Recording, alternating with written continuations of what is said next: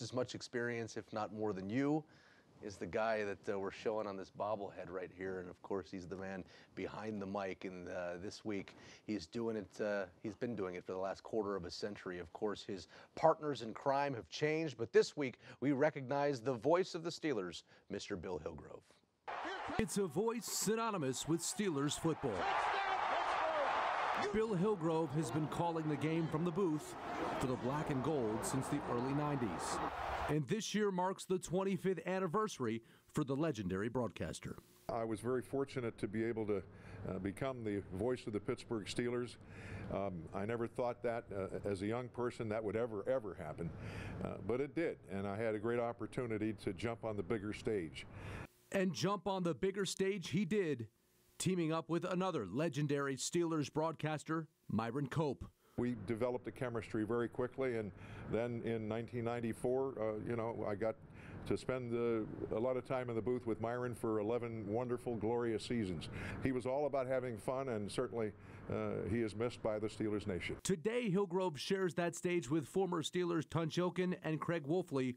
Both spent time in the trenches playing for the Steelers, and now a formidable team in the booth and on the sidelines. The first thing that I really learned from Billy was, you are painting the picture, a visual picture in the folks' head, and you need to take them to where they can't go, and that is down on the field or up in the booth and see it and kind of live it and breathe it from that aspect, that even though they're not there in person, they feel like they're there in person. Nobody paints a picture better than Bill Hillgrove. Some of the stuff that he says, the way he articulates what has transpired on the field, it's like, wow. I remember when the Steelers beat the Jets in the AFC Championship game to go to the Super Bowl, he hit one of the greatest lines I've ever heard. He said, and the only jet that will be flying to the Super Bowl is the one carrying the Pittsburgh Steelers. And I remember I was just so blown away by that. I didn't even have a comeback. I just went, wow, Bill, that was really good.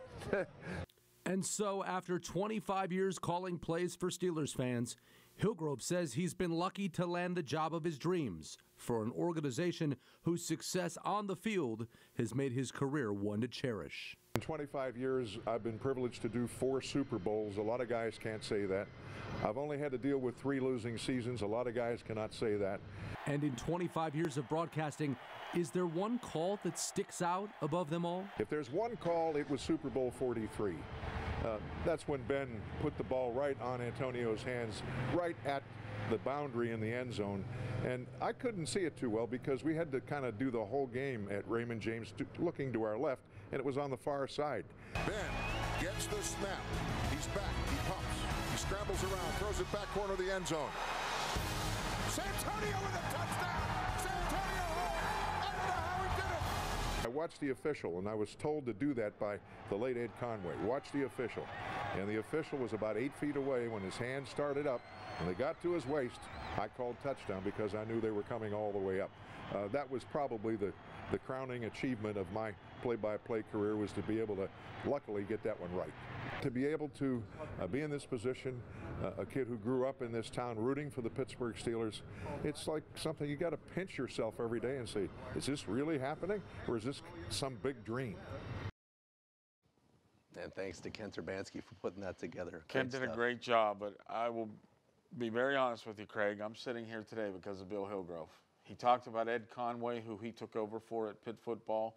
After he took over for him, I was a 12-year-old ball boy at the University of Pittsburgh, and Mr. Hillgrove befriended me from that day on. He became my idol, and I went into this field because of Bill Hillgrove, and I can't thank him enough. Yeah, you've met some incredible people, and I've had a chance to get to talk and meet with Billy as well, and just a class act, great guy. So again, thanks to Bill, thanks to Kent and Tunch and Wolf and all those guys. Still to come, we got our keys to victory and our black and gold flashback.